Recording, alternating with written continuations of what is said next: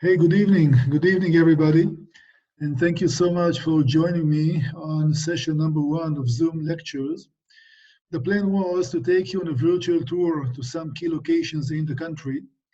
I know it's not the same as being there, but of course, if the lockdown will be lifted and I will be able to go, I'm going to show you segments from the sites themselves. But for today and for the next few weeks, we are going to do that by using a presentation, PowerPoint. You see some slides, and we're going to cover the important parts of the country. I hope that that will be a good way for you to stay connected with Israel. And that's the plan behind this whole project. And I would encourage you to go to my website, which is www.israel-seminars. You can add my name as well. Ronny Simon will take you faster to the page. And if you go to the home page and to Zoom lectures, you'll have the whole schedule for the next 2 months. And we're going to make it a weekly event. We're going to meet every week, Thursday evening, your time. It's 4 o'clock in the morning here in Israel, so you do understand that it's been a short night for me, but I'm excited for the opportunity. The other thing is that I'm not very technological. And for that reason, we may have some all kind of glitches when it comes to technology. And since it is the first one, we just keep it as simple as possible. I have to keep you muted, but you can chat and send me messages if you'd like to. And I promise to answer questions, but not today. We'll leave that for next time. When I feel more confident in the whole technology, I'll be able to do that online with you as well. Today, the place that we are going to visit will be one of the most important places in the country. And it's only obvious for Christian pilgrims that come to Israel to start there, and that will be Caesarea. One of two Caesareas in Israel. This one is Caesarea Maritima, or Caesarea by the sea. And in many ways, the gospel was taken to the world through the harbor of Caesarea. That was the largest one in the world back then. And therefore, to start a tour in Caesarea Maritima, Caesarea by the sea, it's an appropriate way to start this whole seminar as well. But in order to understand what is it that we are going to speak about, we need to understand some basic principles and basic observations. And number one will be location, location, location. We'll have to set the scene in order to explain why Caesarea was so important, or even more important, why Israel was so important strategically. And once you understand the location of it, everything will be easier to understand. I'm going to use the technology, so bear with me for a few minutes as I bring up the presentation, and then every now and then I'm going to switch back and be with you. And therefore we're going to start with location, and we need to set the scene geographically to the whole area in order to understand what is the location of the place that we are talking about. And also, I need to ask you to go into a time tunnel, allegorically speaking, and to set your clocks to the 1st century BCE. We're going to focus today on Roman Judea under the reign of a king by the name of Herod, who was the builder of Caesarea. Here is in front of you a blank map of the Middle East. For the lack of a better term, we'll call it the Middle East. And you do understand that this part of the world is predominantly a large desert. But it has 3 gigantic water sources on the lower left-hand side. I'm going to use the mouth here as well. You see the River Nile that carries about 80 billion cubic meters of water a year, twice as much as the Mississippi. So it's a gigantic water source into the Mediterranean Sea. That's the area of Egypt. On the other side of the region, there are 2 big rivers, the river Euphrates and the Tigris. The land between the two was called in Greek Mesopotamia, which is the land between the rivers. And this was the cradle of the big empires of the era. People need water, and the more water you find, that's where you expect to find the big kingdoms and the powerful empires. And that was, excuse me, that was indeed the case. And therefore, we need to understand the roads that connected those centers. The people like to engage, sometimes peacefully, sometimes violently. Everything happened along the highways.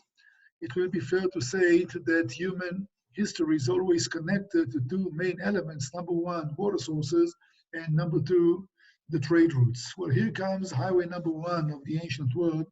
That will be called the Via Maris, or the way of the sea, that connected Egypt on one side with Mesopotamia.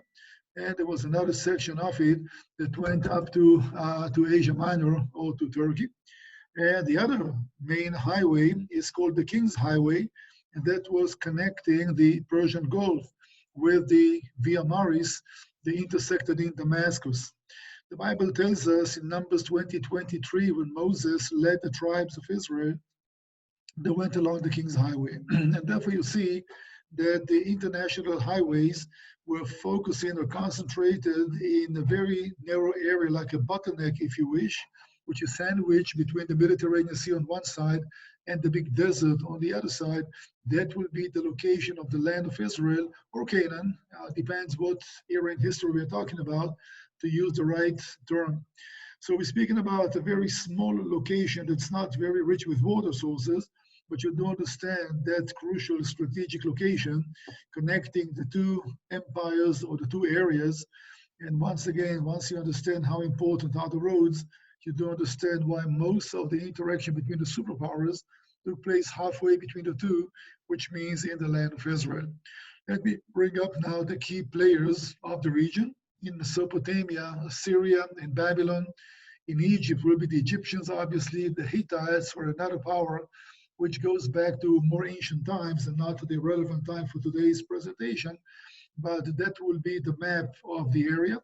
Later on, the days of Jesus, for example, that will be all part of Persia.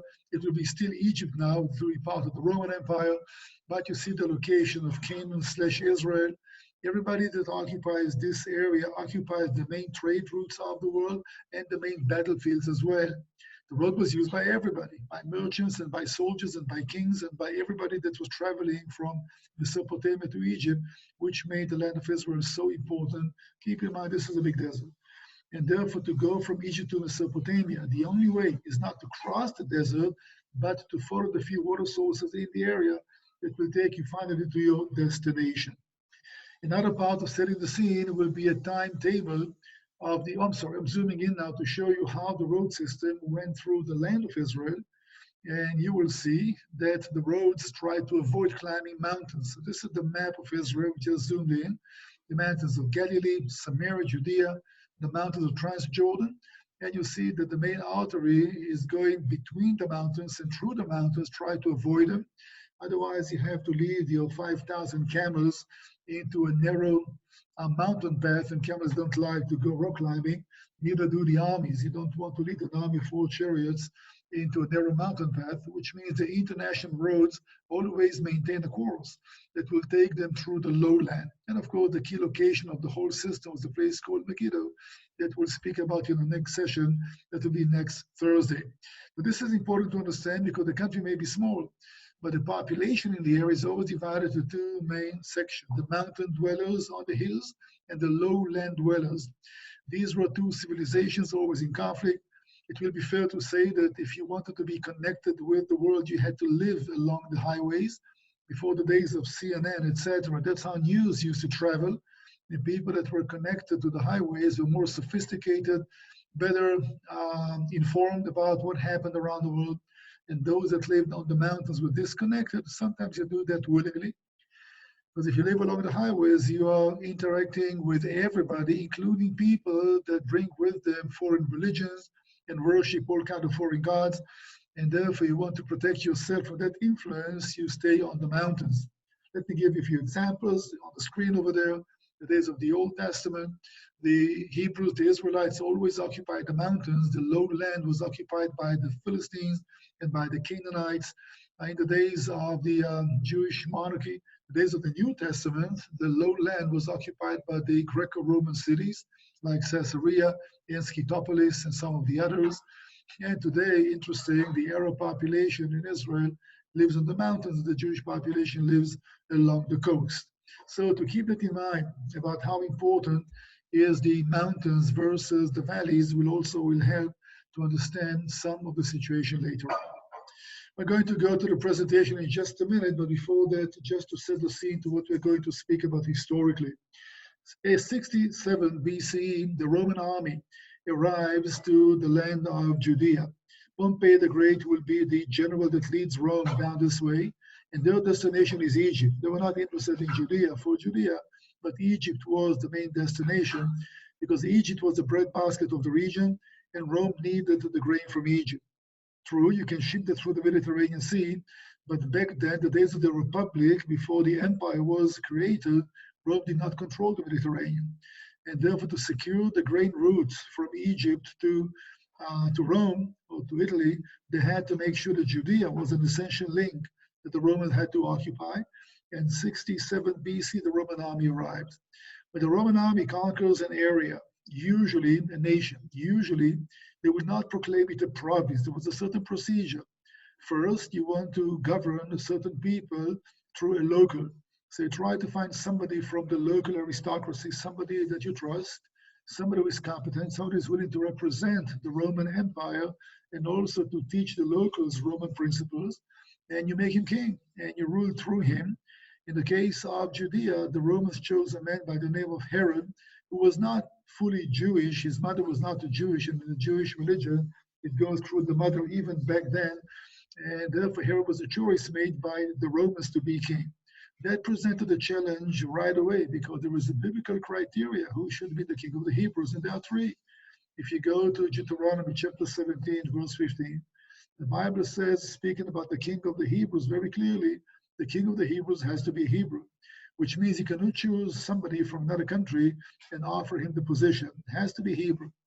In the book of Genesis 49, Jacob is blessing his sons. When he comes to Judah, he said that the scepter will not remove from Judah until Shiloh comes, which means the king has to be an Israelite from the tribe of Judah. And centuries later, when King David is asking God to build a house to him, a temple, God's answer was, you will not establish my house, I will establish yours as king. In other words, the king of the Hebrews had to be an Israelite from the tribe of Judah, house of David. Now, the Romans, by choosing Herod to be king in their behalf, are violating all the Jewish principles, but they couldn't care less. They needed somebody that will deliver and somebody who is willing to be loyal to Rome. So Herod was the choice, and Herod had a major problem. If you want to be a genuine king of the Jews, you have to rule over the Jews from Jerusalem. This is the chosen place, and there's none other. For Herod, that was a bad choice because you cannot really be a Roman and rule from Jerusalem. If you want to build a nice palace to yourself and decorate it with statues, you cannot do that in Jerusalem. Jerusalem is a holy Jewish town, and statues are images. You'll have a lot of rights. And therefore, Herod needed basically a new capital. He needed a place that he can start presenting the Roman principles, a place that was not connected to Jerusalem. Basically, Herod needed to create a competition to Jerusalem, and that was the main reason to establish Caesarea. Let's go back now to the presentation, and we'll speak about Caesarea, and we'll see how quickly I can bring that up. So you won't be, yep. All right, so we understand now Caesarea and the importance of it.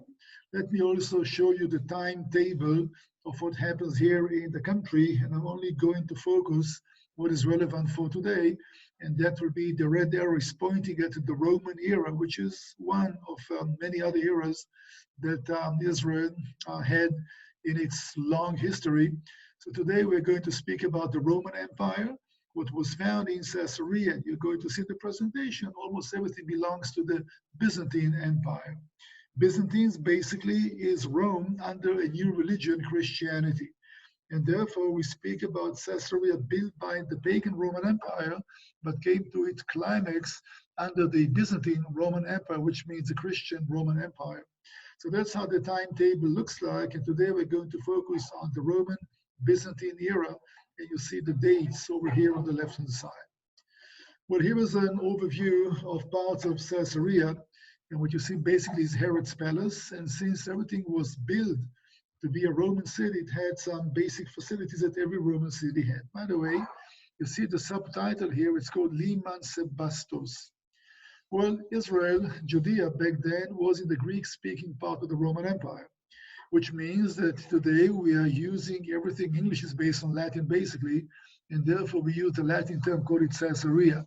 Sebastos was the Greek equivalent to Caesar. And therefore, since this was the Greek-speaking part of the Roman Empire, Herod spoke Greek like everybody else in the area, Jews included. For that reason, the New Testament was written in Greek and not in Latin or any other language. If you'd asked for directions back then in Judea and check with somebody how to go to Caesarea, they were not familiar with the term. It was called Liman Sebastos, or the harbor of Sebastos, That will be the name. We call it Caesarea for many last centuries. As a Roman town, it had some mass facilities, and you see the location of it on the highway, on the route. Jerusalem is in the mountains. Caesarea was on the highway. It was built in 12 years for 22 to 10 BC, and it was indeed magnificent in appearance. Every Roman town will have a theater, and the one in Caesarea was the first one that was built in the country. Not an amphitheater, but a theater. You come to the theater to see a show, and therefore the acoustics are very important. And there was a back wall which is missing here to create a very secluded area, like an area which was protected from the wind that came from the sea or the noise that came from the outside of the theater. It gives you an idea how large the place was. It accommodated about 4,000 people also. Most everything you see in this slide is a reconstruction, but parts of the theater are indeed from the days of King Herod the Great, and this was quite an amazing discovery.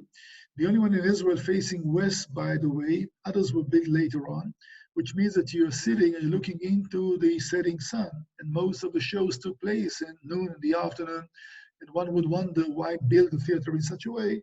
But then again, the back wall that was here, the scene, as it was called, the scanner, was no doubt hiding the setting sun.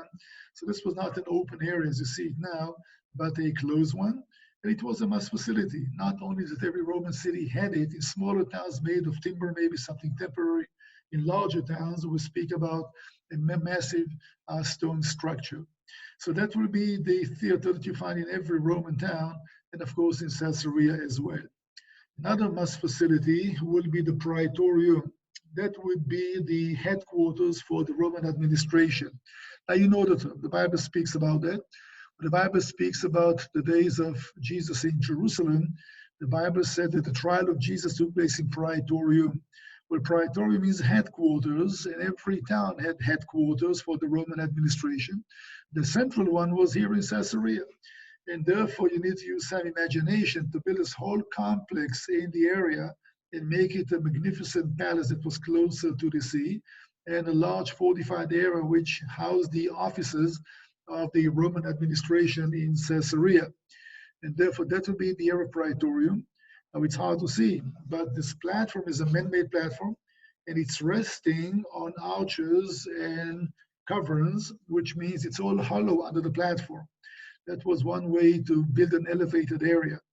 And some of those hollow spaces over there, one was used as a small prison cell, and that's where Paul was kept in prison for 2 years, as we read about in the Gospels. Before I go any further, let me leave the presentation for a minute to say the following. Caesarea is not mentioned in the Gospels. It is mentioned in the book of Acts and more than once.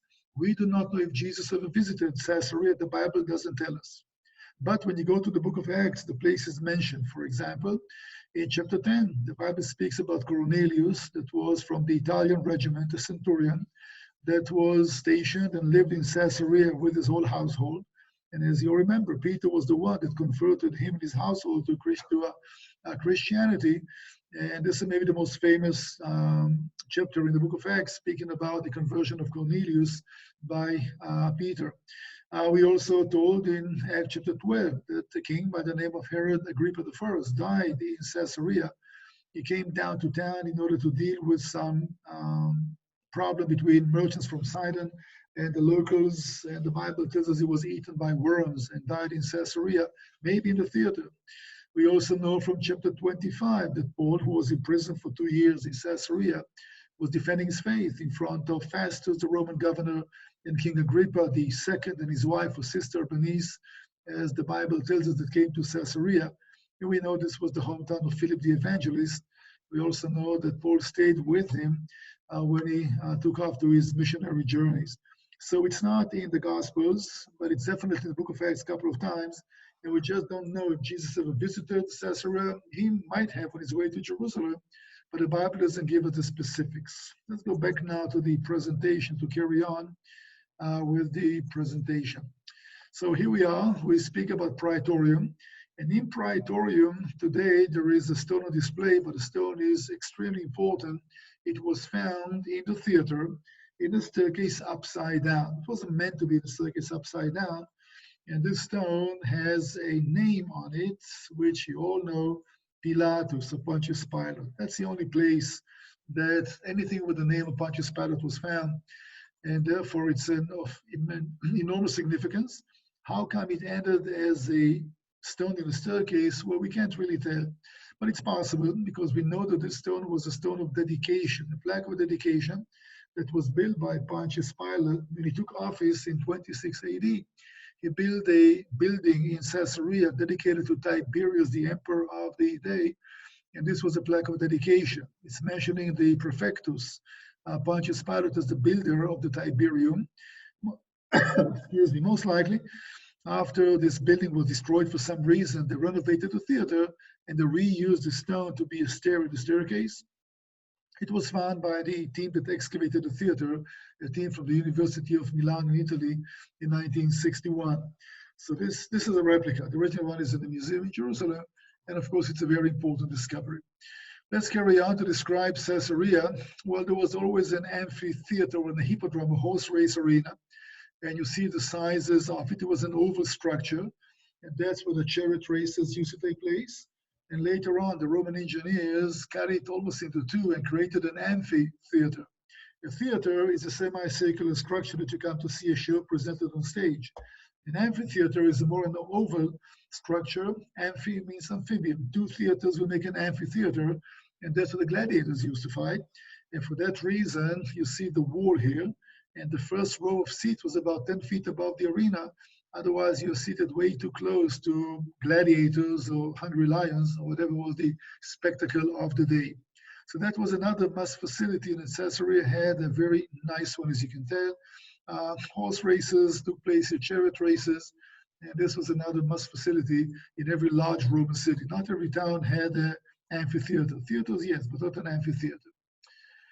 Let's carry on and speak about another almost must facility. There was a bathhouse, and every Roman town had a bathhouse, and more than one. That was another must see. And it's interesting to know that with the changes in the Roman Empire, and as Rome embraced the Christian faith, and the manifestation of paganism were left behind one after the other, the last one that still held on were the bathhouse. It was very hard for the Romans to give that up. So the Roman Christian Empire did not have theaters in it, and no amphitheaters and no gladiators, no spectacles of that kind. But the bathhouse was still used until about the 5th or the 6th century. So this is a Byzantine one, again, Christian Rome, but it was still adhering to this principle. They did not give up very quickly on the bathhouse. It was a sauna, basically, and not a spa, as some people think. And it was another must facility that Romans loved, and that was part of the daily routine. This is just a general view of the bathhouse complex. It's very beautifully decorated. The columns were made of marble, which is not a local building material, and they did a lot of efforts, so they invested a lot of efforts to make it a very nice facility. Just to show you part of the beauty of Caesarea, you just, oops, that kind of, all right. Just to give you an example about some nice mosaics that were found. This one is coming from a synagogue. You don't see any images of this one, just some geometrical shapes. But this is part of the bathhouse, and so is this one. You see another one part of the other palace that was found. You see animals, hunting scenes, etc. And look at the beautiful level of work. Look at the level of precision. And these are very high level and standard mosaics you see in front of you. A really good quality of mosaic will have 10,000 pieces in 9 square feet. And that will almost qualify to be the nicest that we found anywhere in the Roman Empire. You do see a statue decorating a nymphaeum that was basically like a fountain that was found also in Caesarea, covered with water. You do see one of the streets decorated with statues. This is red granite that was brought from Egypt specifically for that reason. So everything in Caesarea showed good taste and a very high standard of living. That was the plan basically to represent the Roman culture. And it was all about a show. Once you saw a Roman town, you were impressed by what you saw. This is just a general overview of this part of Caesarea that was downtown basically. You only see the town center here. All right, they did not dig out the residential area. When you excavate and your resources are limited, you try to go after the central part of town. in order to have something to find, and everything was covered by sand. So relatively, it was easy to excavate Caesarea, and it's been going on for a long time. They started excavating in 1961, and they still go on. And they did not find most of it yet. There was a plan to dedicate a lot more money to excavate the whole city. Let's go now to the most important part about Caesarea when the city was dedicated, and that was the harbor. That was the largest harbor in the Roman Empire, second only to the harbor of Rome. But the harbor of Rome, the city itself, was built in the mouth of a river, and therefore it was not out in the open sea as the one in Caesarea was. And Herod dedicated massive efforts to make that a very impressive project, including bringing from Rome 44 ships. Each one was carrying 400 tons of volcanic ash. They carved out 12,000 square meters of sandstone. When you mix it together, adding some other materials, they created a material that hardens underwater. And we have to say that the first time the concrete was used in world history was used by King Herod's engineers to build the harbor of Caesarea. It was the largest one in this part of the Mediterranean, obviously, and it was specially built in order to accommodate all the ships carrying grain going from Egypt on the way to Rome itself. But you need to understand it was a shipping season. And the Mediterranean may not be the ocean, but the boats were very small, and therefore the winter storms will present a threat. And therefore, there was only maybe 6 to 7 months of the year you can sail the Mediterranean Sea. The rest, all the commerce had to go on land. And to carry anything on land rather by sea, the cost was 40 times more expensive. Think about feeding the horses and building places to accommodate everything, etc. So it was better to do by sea. And the Romans tried very hard in the shipping season to carry as many boats as possible in order to save some of the money to carry everything by land. Let me show you some diagrams and some idea. This is an artist's impression of how this whole place used to look like. And you can clearly see the sea walls on both sides. It encompassed a large area, and there was an inner harbor as well. That's what the temple to Augustus, the emperor of Rome, that decorated the whole area. Well, here's how it looks like today. There still is a seawall, but a very small one for a small fisherman harbor today. You do see how the ancient one used to look like. This is all under sea now. This harbor, as great as it was, collapsed in an earthquake only about a century later. You see the entrance to the harbor, and the Roman engineers even created some nice circulation of water so the harbor could clean itself. If you know that the currents of the Mediterranean carry the sand from south, and you know that the waves are pounding the beaches from the southeast and go back to the northeast, then you know exactly, no, I'm sorry, southwest and northwest, then you know how to design those openings to create a circulation inside the harbor. And indeed, when they excavated the harbor, all the sank ships were not found inside. They found all of them either blocking the entrance or outside. You see the treasure that were found there in those ships that were found, more than 25 wrecked ships in the area. They found a lot of cargo. So the harbor was indeed the most impressive part of Caesarea. After some renovations in the area, and that's how it looks like today. These are original, most of them, the storehouses for the harbor. This place was underwater, the inner harbor, and the temple for Caesar Augustus was built here. They also found a staircase, which is very significant, so let me take you there for just a minute. This is how it looks like. This was all underwater. That's where the ships used to dock. And there was a staircase coming down this way that you see also on your right. This is all new. For some reason, they covered some of the ancient staircases, which is a shame because some of these were here in Syria. And I can tell you beyond any doubt, when the Bible tells us about Paul going from Caesarea to meet his death in Rome around 61 AD, that was when he left Rome, he left Caesarea, accompanied by Luke. That was the only place to get to the boats, was to come down these stairs or coming from the main road that was above the storehouses and going down this way to get on the boat that will take him to Rome. And since we know that the shipping season was limited, we can even guess what time of the year it was. It had to be sometime between April to May that Paul started his final journey from here to the city of Rome. So that will be the harbor's area. Water was always a big challenge. The city numbered about 30,000 people when it was founded, and there's an aquifer that goes along the coast, so they dug wells, and that was enough for a small population. But AD 70, after Jerusalem was conquered and destroyed by the Roman army, an influx of people fled from Jerusalem and came to Caesarea, and the city's population rose so quickly that the city authorities had to find some other water sources in the area, and they built aqueducts. Aqueducts were carrying water. If you've been to Caesarea, we saw this one, some of you may recall, but there was another one, there was a third one, there was a fourth one as well. 4 aqueducts carried more than 45 million cubic meters of water a year. These were the city needs. And it's fascinating to know that we even know who were the builders. They found inscriptions on the aqueducts. We know that this one was built by the 10th Legion that was stationed in Jerusalem.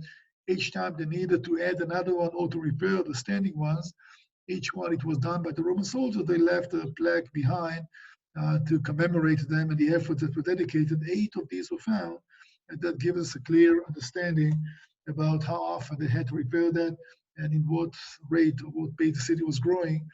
And this is just a nice discovery that helps us to understand how the city used to look like. Well, keep in mind that Caesarea had a very long and rich history, and I'm not going to speak about the rest of it. I'm only going to focus on what is relevant. I won't speak about the Crusaders, etc. But the city stood, and those aqueducts were used for nearly 1,000 years, which is quite amazing, in a good condition. But the city was totally destroyed after the Crusaders lost the country to the Muslims. It was in 1291, the last Crusader left Israel. But until then, those aqueducts were in use, maybe not all of them, but that system lasted for a long time. I also want to touch on something which is also interesting and important. Jerusalem was out of reach for the Jews for a long time and also for Christians, because for the Roman eyes back then, before the days of Constantine, Christianity was a sect within Judaism. And prohibiting the Jews from visiting Jerusalem, Christians were included as well, which made Caesarea the first hub for Christians in the country. And some fathers of the church lived in Caesarea, wrote the books in Caesarea. The city had a very large Christian library. So just to mention a few, Eusebius was one of the fathers of the church, and he's responsible to write some books of history and geography as well.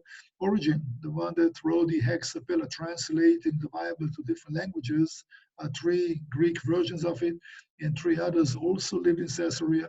And even Jerome that started his career as a secretary to Pope Damascus in Rome, but came to Caesarea and then moved to Bethlehem. That's where he translated the Bible to Latin, the Vulgate, which is still used by the Catholic world today. Vulgate simply means the vulgar population, which means the popular translation. Vulgar is not what it is today. It simply means popular. And therefore, we speak about Caesarea, that was more important in order to, or was the center of the Christian world. And only after the days of Constantine, they moved on to Jerusalem.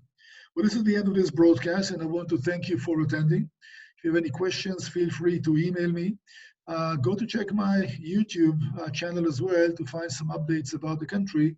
And you're always welcome to go and check out my website. You go to www.israel-seminars, and then you can post some questions and just stay in touch with me. And I'm answering my emails, maybe not right away, but I am. And this is it. I'll see you again, same time, same place, Thursday. And we're going to speak about something totally different. We're going to speak about the crossroads of the world indeed, and that will be Megiddo/Armageddon. Have a good evening, everybody, and shalom from Israel. Thank you. אני אשמח שעכשיו אני מפסיק את זה.